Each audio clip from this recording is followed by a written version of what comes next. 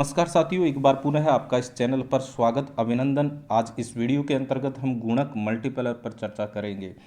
इससे संबंधित दो चार वीडियो बन सकते हैं, जिसमें हम जो हमारा निवेश गुणक है, इन्वेस्टमेंट मल्टीप्लर है, उस पर चर्चा करेंगे। जो डायनामिक मल्टीप्लर है यानी प्रावेगिक जिसको बोलते हैं, उस पर चर्चा करेंगे। आगे हम कॉम्प्लेक्स मल्टीप्लर है, उस पर भी चर्चा करेंगे। आखिरकार गुणक मल्टीप्लर होता क्या है, उसका कंसेप्ट कहाँ से आया, इसका मेथड क्या है, इससे संबंधित न्यूमेरिकल किस प्रकार से बनते हैं, उन पर तमाम बिंदुओं पर हम चर्चा करेंगे। सबसे पहले हम विगत परीक्षाओं में किस प्रकार से प्रश्न पूछे गए हैं उन पर एक दृष्टि डालेंगे कि प्रश्नों के आधार पर हम इस गुणक को समझने में और आसानी होगी। तो चलते हैं सबसे पहले विगत प्रश्नों पर कि किस प्रकार से प्रश्न पूछे गए हैं। सबसे पहले जो प्रश्न हमें दिखाई दे रहा है वो एक कंसेप्ट पर आधारित है। वो हमें ये बताना चाहता है कि जो मल्टीप्लर है उसका रिलेशनशिप है वो किसके मध्य होता है, तो इसकी भी हम चर्चा करेंगे। साथ ही साथ जो दूसरा प्रश्न आपकी स्क्रीन पर दिखाई दे रहा है कि वो न्यूमेरिकल इससे संबंधित है, जिसमें गुणक का मान दिया गया है 4 और 100 है, 100 है, वो इन्वेस्टमेंट दिया गया। यहाँ पूछा गया है कि राष्ट्रीय आय जो नेशनल इनकम है उसमें वृद्धि होगी, इंक्रीज होगा या डिक्रीज होगा, और कितना होगा उससे संबंधित। इसी प्रकार एक और न्यूमेरिकल के आधार पर प्रश्न पूछा गया है।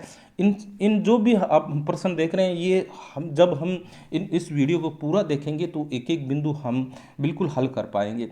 फिलहाल हम प्रश्नों को जान पा रहे हैं। यहाँ हम देख रहे हैं, यदि उपभोग व विनियोग आय से धनात्मक रूप से, पॉजिटिव रूप से रिलेशनशिप यहाँ दिखाई दे रहा है, और उपभोग की सीमांत प्रवृत्ति 0.80 और विनियोग की जो सीमांत प्रवृत्ति है वो 0.10 है, तो यहाँ एक्सपेंडिचर मल्टीप्लर है वो हमसे पूछा गया है। तो ये किस प्रकार से हमें प्राप्त होता है, आखिरकार ये है क्या। इसी प्रकार इसके जो सूत्र है, मेथड है, उससे संबंधित जहाँ यहाँ के है वो हमें इन्वेस्टमेंट मल्टीप्लर दे रखा है, डेल्टा वाई है वो जो हमारा नेशनल इनकम उसमें चेंज को दर्शा रहा है, डेल्टा आई है वो इन्वेस्टमेंट में चेंज को दर्शा रहा है। तो इसका जो फॉर्मूला है वो क्या बनता है उस पर है।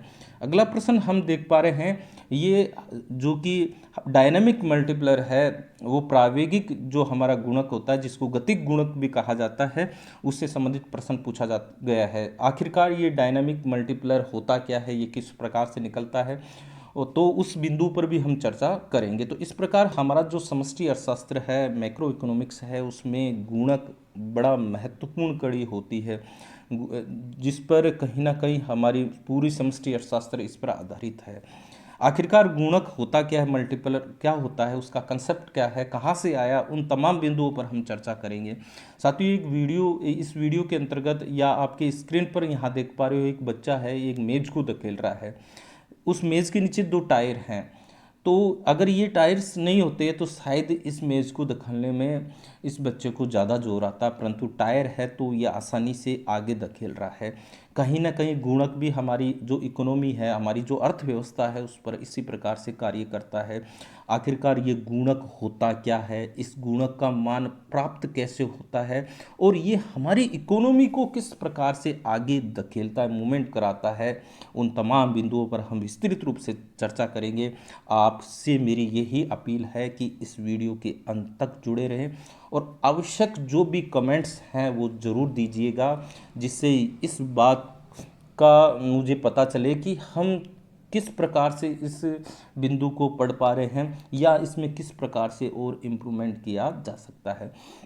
अगर गुणक मल्टीप्लर की बात करें तो सबसे पहले हम देखें रोजगार गुणक के रूप में, इम्प्लॉयमेंट मल्टीप्लर के रूप में सबसे पहले आर एफ काहन महोदय ने 1931 में इस बात की चर्चा की है। तो कहीं ना कहीं कई बार ये प्रश्न पूछा जाता है, तो आपको आर एफ को के ध्यान में रखना है। इसकी जो ये जो लेख है उसका भी आप थोड़ा नाम ध्यान में रखना, the relation of home investment of unemployment, तो इसको भी थोड़ा सा ध्यान में रखना है।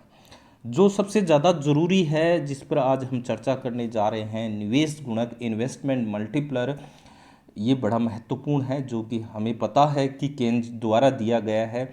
और केन्ज के अनुसार ये इन्वेस्टमेंट मल्टीप्लर होता क्या है, जो हमारी उपभोग प्रवृत्ति है। आगे हम बात करेंगे उपभोग प्रवृत्ति, जिसकी हमने वीडियो भी बनाया है, जिसको हमने देखा एमपीसी कहते हैं, margin of professionality of A consume, है ना। तो ये वही उपभोग प्रवृत्ति है और किस प्रकार से निर्धारित होती है उसकी बिल्कुल हम चर्चा करेंगे। फिलहाल हम केन्ज के अनुसार क्या कहा गया है उस बिंदु को देखें कि दिए होने पर जो एमपीसी है वो दी हुई होने पर समस्त रोजगार एवं आय और निवेश के बीच यथार्थ संबंध स्थापित करता है। किसके बीच में? जिसको हम कहें समस्त रोजगार बोल दें या आय बोल दें, आय और किसके बीच में? निवेश के बीच में, यानी इनकम और इन्वेस्टमेंट के बीच में जो रिलेशनशिप को दर्शाता है वो एक प्रकार से मल्टीप्लर है। ये हमें बताता है कि जब निवेश में कोई वृद्धि होती है या कमी होती है तो आय में जो वृद्धि होगी वह निवेश में की गई वृद्धि की के गुणा होती है। और यहाँ ये के क्या है? यही मल्टीप्लर है। ये के किस प्रकार से आया उस पर हम चर्चा करेंगे। यहाँ हम देख रहे हैं कि डेल्टा आई यानी इन्वेस्टमेंट में जो परिवर्तन हो रहा है उसको किसी संख्या यानी के से गुणा करने पर जो होने वाली वृद्धि है वो होगी। और किस प्रकार से? मान लीजिएगा कि ये जो के है वो 2 है और इन्वेस्टमेंट में 100 रुपये की का परिवर्तन किया गया, इन्वेस्टमेंट में 100 रुपये का परिवर्तन किया गया, तो निश्चित रूप से जो आय का परिवर्तन होगा वो कितने का होगा? 200। यहाँ तक हम इस बात को समझ रहे हैं। अब जो निवेश में इन्वेस्टमेंट में जो चेंज किया गया है वो 100 का किया गया है। वो किस प्रकार? किसी भी प्रकार से इकोनॉमी में 100 रुपये एग्जाम्पल के रूप में, और यहाँ के है वो गुणक है जिसको मल्टीप्लर कहा गया है, वो 2 है। अब ये के जो मैंने ये 2 है वो किस प्रकार से आता है? क्या हमेशा ही 2 रहता है या 2 से अधिक होता है या 2 से कम होता है? एक पहेली के रूप में है और इस पहेली को आज हम सुलझाएंगे। आगे हम बात करें कि गुणक सिद्धांत में महत्वपूर्ण जो तत्व है वो है गुणक का गुणांक, मल्टीप्लर कोफिशिएंट, जो हमने के द्वारा दर्शाया गया है। और आखिरकार ये के क्या है? उस शक्ति को, उस पावर को संकेत करता है। जैसे अभी हमने एक मेज़ देखी और मेज़ के नीचे जो टायर हैं वो एक ऐसी पावर है उस मेज़ को धकेलने में, एक सरलता, एक आसानी अगर उस बच्चे को प्राप्त होती है। ठीक उसी प्रकार जिससे प्रारंभिक निवेश व्यय को गुणा कर, जो इन्वेस्टमेंट है उसको गुणा कर आय में, इनकम में हम जो अंतिम वृद्धि है वो प्राप्त की जाती है। गुणक के मूल्य को सीमांत उपभोग प्रवृत्ति, जिसको हमने एमपीसी कहा है, निर्धारित करती है। और एमपीसी जितनी अधिक होगी गुणक का मूल्य भी उतना ही अधिक होगा, उल्टा भी है। सबसे पहले हम एमपीसी को जानेंगे। एमपीसी की हमने पूर्व में वीडियो भी बनाया है, साथ ही उस वीडियो को देखिए। एक बार पुनः मैं आपको समझाना चाहूँगा। एमपीसी का मतलब है delta C upon delta Y. अगर इकोनॉमी में आय में परिवर्तन हुआ और उस आय में परिवर्तन के कारण डेल्टा सी, हम उपभोग में किस प्रकार से परिवर्तन करते हैं। अगर हमारी आय 100 रुपये बढ़ जाती है, 100 रुपये बढ़ाते हैं, तो उस आय का कितना रुपये हम खर्च करते हैं? क्या पूरे के पूरे 100 खर्च करते हैं या 80 खर्च करते हैं, 50 खर्च करते हैं? इसके जो अनुपात है, ये 100 टोटल आय को नहीं दर्शा रहे हम। साथियों ध्यान रखिएगा आय में होने वाले परिवर्तन को। ठीक है, जैसे मान लीजिएगा कि हमने 80 रुपये चेंज किए तो 80/100 आय में परिवर्तन हुआ 100 का, और उस पर 80 रुपये हमने कंजप्शन खर्च कर दिए, तो इस प्रकार हमारी एमपीसी आएगी 0.8 आई हमारी एमपीसी। एमपीसी फिर कह रहा हूँ वो क्या होगी? इनकम में जो चेंज होने के कारण जो हमारा उपभोग में जो चेंज हो रहा है उसके जो अनुपात है उसको एमपीसी कहते हैं। निश्चित रूप से यहाँ एमपीसी के मान पर ही निर्भर कर रहा है हमारा मल्टीप्लर, यानी एमपीसी जितनी अधिक होगी, यहाँ हमारे खर्च करने की, हमारे उपभोग करने की प्रवृत्ति अगर जितनी अधिक होगी गुणक भी उतना ही अधिक होगा। इस बात को थोड़ा सा अब ध्यान में रखिएगा। अब हम इसको डायग्रामेटिक और हम इसको समीकरण के इक्वेशन के रूप में किस प्रकार से समझते हैं उस पर चर्चा करते हैं। बिल्कुल एक एक बिंदु पर हम आगे एग्जाम्पल भी लेंगे। साथियों आपसे अपील है कि अंत तक बने रहिएगा, ठीक है, तभी हम इस पूरे कंसेप्ट को हम समझ पाएंगे। यहाँ आपने पहले हमने देखा था, हमें पता है कि y बराबर, अगर हम देखें द्विक्षेत्रीय अगर इकोनॉमी है तो ऐसी स्थिति में y बराबर C+I 2 है। ठीक है। अगर गवर्नमेंट और जोड़ देंगे तो जी जुड़ जाएगा, और फॉरेन यानी विदेश और जोड़ देंगे तो x माइनस एम को हम जोड़ देते हैं। यहाँ हम चर्चा कर रहे हैं। आपको पता है c बराबर हम क्या लेते हैं, a प्लस पी वाई। साथियों, पुनः आपसे अपील है कि ये इससे संबंधित वीडियो हमने बना दिया है, एक बार ज़रूर देखिएगा उस वीडियो को, वहाँ समझने में। अगर यहाँ उपभोग का जो समीकरण हमें प्राप्त होता है वो c बराबर a प्लस बी वाई। यहाँ a क्या है, स्वायत्त उपभोग है, ऑटोनोमस कंजप्शन है, और y इनकम है, और b यहाँ हमारी है MPC। ठीक है। तो यहाँ हमने क्या किया कि c की जगह a प्लस बी वाई रख दिया और i को ऐसा का ऐसा रख दिया, समीकरण 1 है। अब इकोनॉमी में कहीं i में चेंज हुआ, आई में जो होने वाला चेंज है, मान लो कि 100 रुपये का चेंज हुआ, 100 करोड़ का चेंज हुआ, जो भी है उसको हमने डेल्टा आई से दिखाया। और जैसे ही इकोनॉमी में निवेश में परिवर्तन होगा, निश्चित रूप से आय में परिवर्तन होगा, और उस आय में होने वाले परिवर्तन को हमने किससे दर्शाया, डेल्टा वाई से। इस प्रकार हम इस समीकरण 1 में डेल्टा आई को जोड़ देते हैं तो निश्चित रूप से आय में होने वाले परिवर्तन, यहाँ वाई है तो इसके चेंज को क्या दर्शाएंगे, वाई प्लस डेल्टा वाई बराबर ए प्लस बी वाई, वाई दोबारा आ गया तो वाई प्लस डेल्टा वाई, ठीक है, प्लस यहाँ लिखना था हमें डेल्टा आई, ये यहाँ टाइपिंग त्रुटि हो गई। यानी जहाँ आपको आई दिखाई दे रहा है, क्योंकि आई में हम परिवर्तन कर रहे हैं तो वहाँ आई प्लस डेल्टा आई लिखना है, और जहाँ आपको वाई दिखाई दे रहा है वहाँ वाई प्लस डेल्टा वाई लिखना है, क्योंकि आई में होने के कारण, चेंज होने के कारण निश्चित रूप से हमें वाई में चेंज होता है। तो यहाँ तक किसी प्रकार की कोई दिक्कत नहीं। इसको हमने समीकरण 2 ले लिया है। अब हम क्या करेंगे, इस समीकरण आएंगे माइनस करेंगे तो y प्लस डेल्टा वाई यहाँ हमें दिखाई दे रहा है, ये तो समीकरण 2 हो गया, माइनस वाई ये समीकरण ये हो गया, plus a plus B Y, A plus B Y ये वाला हो गया, plus B delta Y, I plus delta I यहाँ तक हो गया समीकरण 2 का भाग, और ये हो गया आपका समीकरण 1। इस प्रकार हमने समीकरण 2 को समीकरण 1 से माइनस किया है। अब यहाँ माइनस करेंगे तो आप देखोगे कि यहाँ y से y कैंसिल हो गया तो क्या बचा, डेल्टा y। यहाँ a से a कैंसिल हो गया, by से by कैंसिल हो गया, और i से i कैंसिल हो गया, तो क्या बचा, b delta y plus delta i। यहाँ डेल्टा जो त्रिभुज का निशान आपको दिखाई दे रहा है वो है परिवर्तन को दर्शाता है, चेंज को दर्शाता है, जिसके आगे ये डेल्टा जिसको हम त्रिभुज का निशान है लगा हुआ, इसका मतलब है उसमें होने वाले चेंज को। अब बी डेल्टा वाई को हम इधर ले आए तो ये माइनस का हो गया, delta Y minus delta B Y बराबर डेल्टा आई। वाई बराबर क्या, डेल्टा वाई कॉमन ले लिया तो क्या बचा, 1 माइनस बी बराबर डेल्टा आई।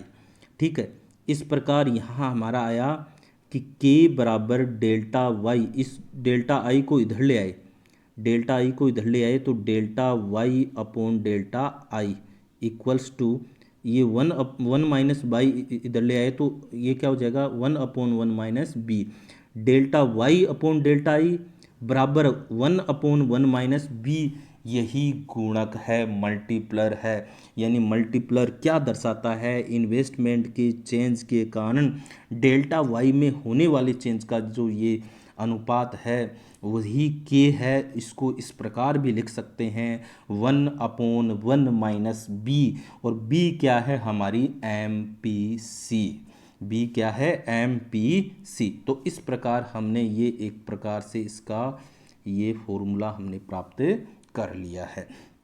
अब हम इसकी बात करें कि MPC, और चूंकि हमें पता है क्या कि MPC प्लस MPS बराबर 1, यानी दोनों का मान योग है वो किसके बराबर होता है, 1 के बराबर। क्योंकि जो आय में होने वाले चेंज के कारण उपभोग में होने वाले चेंज को तो कहते हैं MPC, और बचत कितना करते हैं, जैसे मैंने शुरू में बताया कि 100 रुपये आय में चेंज हुआ, उसका 80 रुपये तो हमने कंजप्शन कर लिया, उपभोग कर लिया, और 20 रुपये क्या कर लिया, बचत कर लिया।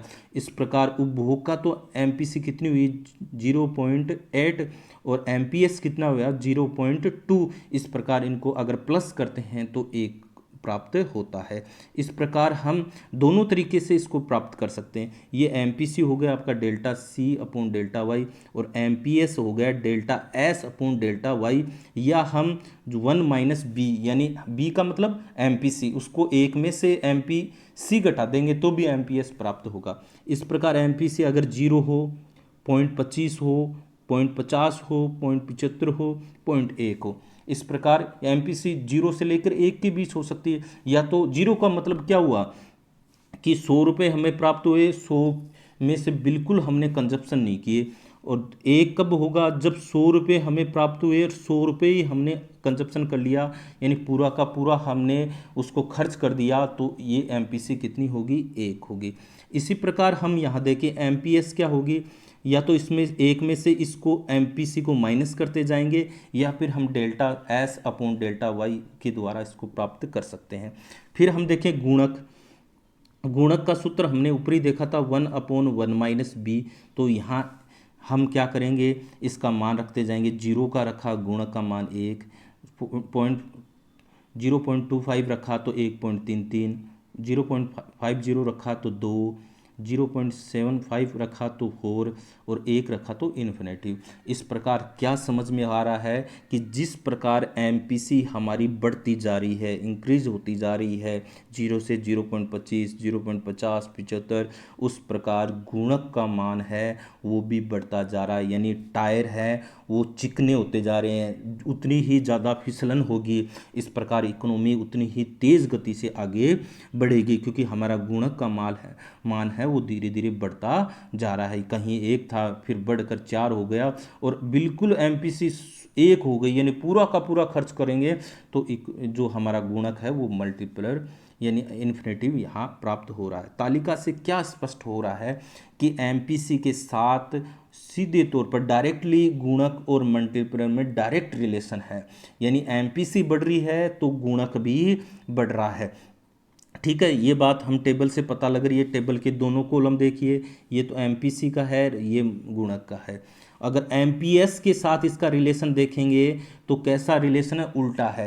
यानी जैसे जैसे एमपीएस अगर हमारी घटती जा रही है, हमारी बचत की प्रवृत्ति है वो घटती जा रही है, तो निश्चित रूप से हमारा गुणक का मान बढ़ेगा। यानी अपोजिट रिलेशन है किसमें, एमपीएस और के में, जबकि एमपीसी और के में डायरेक्ट रिलेशन है। क्योंकि एमपीसी हमेशा 0 से अधिक और 1 से कम अर्थात इतनी है, हमने अब देखा। इसलिए गुणक का मूल्य हमेशा 1 और अनंत के बीच में होता है। ये प्रश्न पूछा जाता है, इस बात को ध्यान में रखना, कहीं कोई दिक्कत नहीं है। यदि गुणक 1 हो तो इसका अर्थ है आय में हुई समस्त वृद्धि की बचत की जा रही है। गुणक और कुछ भी वे नहीं किया जाता, क्योंकि एमपीसी क्या है, 0 है। यहाँ देखिए टेबल में अगर गुणक 1 है तो एमपीसी 0 है, और सारी की सारी क्या की जा रही है, बचत की जा रही है। ठीक है, और तीसरे बिंदु को देखें, जब एमपीसी 1 है तो इसका मतलब गुणक अनंत होगा, इन्फिनेटिव होगा। इसका मतलब आय में हुई समस्त जो भी वृद्धि है उसको हम उपभोग में, कंजप्शन में खर्च कर देंगे। यह अर्थव्यवस्था में शीघ्र ही पूर्ण रोजगार ला देगी और असीमित स्फीतिकारी उच्चकर स्पाइरल उत्पन्न कर देगी, परंतु ऐसा बहुत कम होता है। इसलिए गुणक 1 और अनंत के बीच ही विचरण करता है। ऐसी बहुत कम स्थिति होती है इकोनॉमी में कि एमपीसी 0 हो जाए या एमपीसी 1 हो जाए। इसलिए अधिकतर हम देखें कि गुणक का मान है वो 1 और इन्फिनिटी के बीच ही विचरण करता है। यहाँ तक हमने एक बेसिक कंसेप्ट है उसको देखा है, कहीं कोई दिक्कत नहीं है। इसका जो फॉर्मूला है वो किस प्रकार से हमने प्राप्त किया उसको हमने देखा है। आगे हम देखें इसके वर्किंग किस प्रकार से ये करता है। गुणक का हम वर्किंग ऑफ द मल्टीप्लर की बात करेंगे। ये फॉरवर्ड भी करता है, बैकवर्ड भी करता है। गुणक आगे की तरफ भी क्रिया करता है और पीछे की तरफ भी करता है, उसकी बात करते हैं। आगे की ओर कार्य करने है ना, फॉरवर्ड अगर ऑपरेशन हम देखें आगे की तरफ तो वो किस प्रकार से करें। तो ये क्रम विश्लेषण को लेता है एक सीक्वेंस किस प्रकार से। अभी तक तो हमने ये देखा कि जैसे मान लें कि जो हमारा गुणक जो एमपीसी है वो 0.50 एमपीसी हमारी इतनी है। गुणक हम का सूत्र हमने प्राप्त किया 1/1 - b। तो अगर यहाँ हम 1/1 - 0.50 रखेंगे तो निश्चित रूप से हमारा जो गुणक निकल कर आएगा 1 में से 0.5 माइनस करेंगे तो 0.5 बचेगा, तो हमारा जो गुणक प्राप्त होगा 2 प्राप्त हुआ। इस प्रकार अगर 100 का इन्वेस्टमेंट किया गया तो मल्टीपल हम 2 करेंगे तो निश्चित रूप से आय में कितने की वृद्धि होगी, 200 की वृद्धि होगी। लेकिन ये क्या किस प्रकार से ये सीक्वेंस की तरह कार्य करता है, कैसे ये 200 होता है, उसकी हम यहाँ चर्चा करते हैं। वो हम इसकी किस प्रकार से वर्किंग करता है ये, कि सीधा ही होता है कि कोई इसकी प्रक्रिया है उसको हम, तो इसका एक चलचित्र है ना, उस एक पिक्चर हम दिखाते हैं कि पिक्चर देखते हैं कि किस प्रकार से निवेश में हुई वृद्धि से उत्पादन बढ़ता है, इनकम जो है वो तैयार होती है और किस प्रकार कंजप्शन होता है। ये प्रक्रिया एक घटती हुई श्रृंखला के रूप में ये प्रक्रिया चलती है जब तक आय तथा आय में वृद्धि असंभव न हो जाए। इस प्रक्रिया को हम समझेंगे। जैसा केन्ज ने स्पष्ट किया कि स्थितिक ढांचा पश्चाता रहित तत्कालिक प्रक्रिया, तुरंत होने वाली प्रक्रिया है। ये इस बात को केन्ज वाले के ध्यान में रखना। डायनेमिक आगे हम पढ़ेंगे जिसको प्रावेगिक बोला जाता है, वहाँ कहा गया कि इस प्रक्रिया में समय लगता है, जबकि केन्ज कहता है समय नहीं लगता, टाइम नहीं लगता, पश्चाता रहित है, बिल्कुल तुरंत हो जाता है। ये प्रोसेस जो होती है एकदम तुरंत होने वाली तात्कालिक प्रक्रिया है एक प्रकार से। ठीक है, इसको एक एग्जाम्पल के द्वारा यही एक मोटा अंतर आएगा जिसमें आपको स्थैतिक है और एक आप पढ़ेंगे प्रावेगिक जिसको डायनेमिक बोलते हैं, उन दोनों में चेंज है। इस बात को आप थोड़ा सा ध्यान में रखिएगा। ठीक है, तो मान लीजिएगा कि यहाँ एमपीसी 0.5 है, निवेश में 100 करोड़ रुपए की वृद्धि हुई है और उत्पादन और आय में तुरंत 100 करोड़ की वृद्धि हो जाएगी। इससे नई आय का आधा भाग उपभोग वस्तुओं पर तुरंत खर्च हो जाएगा, जिसके परिणाम स्वरूप उत्पादन तथा आय में उतनी ही मात्रा में वृद्धि होती है। ये प्रक्रिया आगे चलती है। अब इस बात को हम टेबल से समझेंगे। अब तक हमने देखा एमपीसी 0.5 है तो क्या आएगा 200 करोड़ रुपए का निवेश करेंगे तो आय में वृद्धि कितनी की होगी, 200 करोड़ रुपए की होगी। तो ये कैसे होगी उसको हम एक चित्र के एक टेबल के द्वारा समझते हैं। जैसा हमने देखा कि कोई एक इन्वेस्टमेंट किया गया 100 का, तो सीधी ही डेल्टा वाई में कितनी की वृद्धि हो जाएगी, 100। ये एक प्रक्रिया प्रोसेस को बता रहे हैं। ठीक है, जो हमारा उपभोग है उसमें कितनी वृद्धि होगी, तो बी कितना है, बी को हमने ऊपर देखा 0.5, तो डेल्टा वाई आय में कितना परिवर्तन हुआ, 100 का, तो इसका मतलब डेल्टा सी उपभोग में कितने का परिवर्तन होगा, 50 का। डेल्टा एस में कितना परिवर्तन होगा, क्योंकि 100 में से 50 माइनस करेंगे शेष बचेगा हमारा, क्या बचेगा, डेल्टा एस। ठीक है, दूसरी स्टेप क्या होगी, दूसरा राउंड क्या होगा कि उपभोग कितना किया गया, उपभोग में परिवर्तन कितना का हुआ, 50 का। जब भी जैसे ही उपभोग में परिवर्तन हो उसके बराबर ही इनकम में चेंज होता है, इसलिए कितने का हुआ, इनकम में चेंज, 50 का इनकम में चेंज हुआ। ठीक है, फिर इस प्रकार 50 के आधार पर जो कंजप्शन है उसमें कितने चेंज होगा, 25 का। बचत में कितना हुआ, 50 में से 25 माइनस करेंगे शेष बचा बचत का। ठीक उसी प्रकार कंजप्शन में 25 का परिवर्तन हुआ तो निश्चित रूप से इसके बराबर आय में परिवर्तन होगा, क्योंकि ठीक है ना। इस प्रकार यहाँ ये आप देखोगे 25 हो गया, फिर 12.50 की कैसे निकलेंगे, डेल्टा सी बराबर बी इंटू डेल्टा वाई के आधार पर। और ये एक प्रकार से प्रोसेस इस प्रकार से चलेगी, ये प्रोसेस भी चलेगी, ये भी चलेगी। और इस प्रकार हम देखेंगे कि इन्वेस्ट में हम कितने का किया, 100 का, तो आय में कितने का चेंज हुआ, 200 का। ठीक है, 200 का। इसका मतलब हमारे कंजप्शन में कितने का परिवर्तन हुआ, 100 करोड़ का परिवर्तन हुआ। तो ये एक प्रकार से हमने प्रोसेस देखी है। यहाँ इस प्रोसेस को समझाने का, यहाँ टेबल बनाने का मतलब ये था, सीधा ही हम निकालेंगे, वैसे तो हम सीधा ही निकालेंगे उस मेथड, उस फॉर्मूले के द्वारा 1/1 - b। 0.5 है तो यहाँ 0.5 रखेंगे तो के का मान आ जाएगा, इन्वेस्टमेंट को गुणा करेंगे। लेकिन एक अगर हमारे दिमाग में इस बात का प्रश्न बनता है कि किस प्रकार से ये प्रोसेस चलती है, उसको यहाँ समझाने का तरीका किया। यहाँ हम डायग्रामेटिक देखेंगे, दोनों तरीके से है। हम यहाँ जो हमारा इन्वेस्टमेंट वो है और बचत है उसको लेकर बात की गई। इन्वेस्टमेंट क्योंकि यहाँ ऑटोनोमस माना गया, इसलिए हमारा आई है वो एकदम बिल्कुल हॉरिजेंटल है। जैसे ही ये एक दूसरे को इस ई बिंदु पर काट रहे हैं, जैसे ही हम आई में डेल्टा आई परिवर्तन करते हैं तो हमारे इस बचत लाइन को ये यहाँ काट रहा है ए प्राइम पर, और इस प्रकार हमारी जो आय है उसमें इतना परिवर्तन हो रहा है, ये वह आय है इस प्रकार से बढ़ रही है। ठीक है, और ये हम देखें तो ये हमारी 45 डिग्री जो समग्र जो पूर्ति रेखा है उसको बोलेंगे ये सी लाइन है। और सी प्लस आई जब द्विक्षेत्रीय इकोनॉमी है ना, ड्यूल इकोनॉमी है, तब ये लाइन हो गई। और जैसे ही इन्वेस्टमेंट में परिवर्तन करेंगे तो ये लाइन ऊपर की तरफ मूवमेंट करेगी, तो C plus I plus delta I बन गया। यहाँ आई इतनी थी और ये बढ़कर कितनी हो गई, ये वाई डबल प्राइम हो गई, यानी आई में कितना परिवर्तन हुआ, डेल्टा वाई परिवर्तन हुआ है। कोई दिक्कत नहीं है, एक ये हम प्रोसेस बताई है।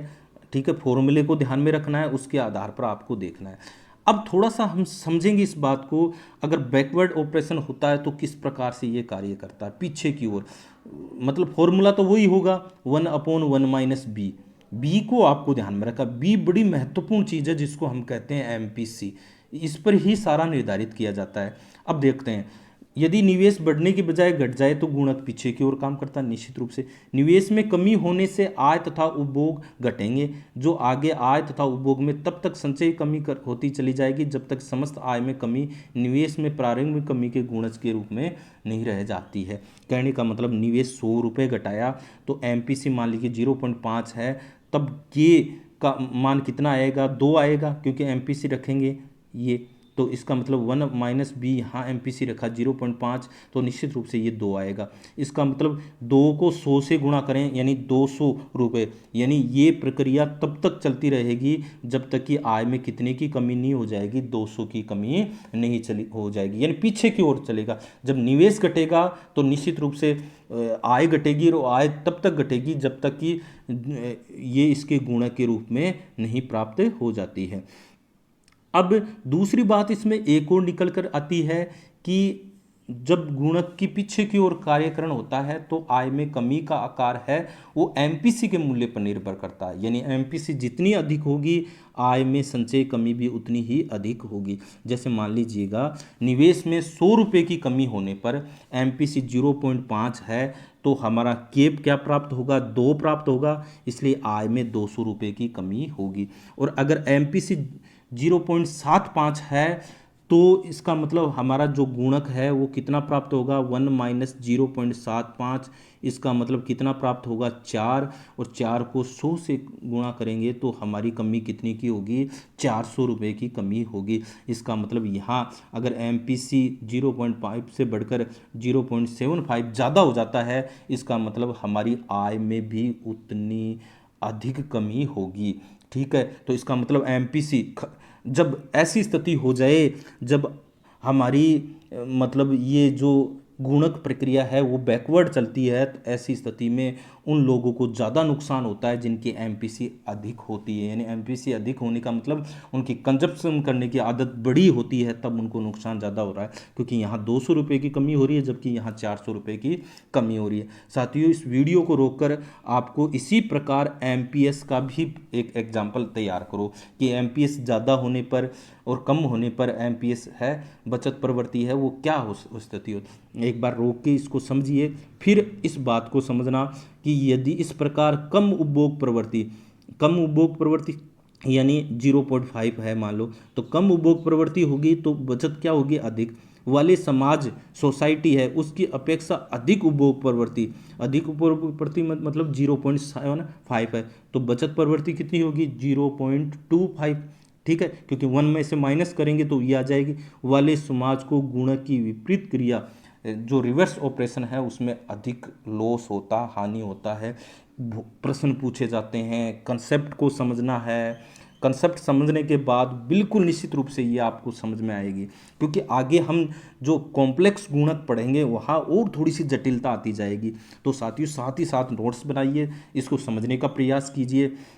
और कमेंट बॉक्स में ज़रूर आप इसका जवाब दीजिए कि हमने एमपीएस का प्रश्न बनाया और वो किस प्रकार से रिलेशन है। ये बिल्कुल मुझे आपके कमेंट बॉक्स का इंतज़ार रहेगा कि एमपीसी यानी यहाँ हम देखें एमपीसी जब 0.5 है, सी है, तो एमपीएस कितनी होगी 0.5 होगी।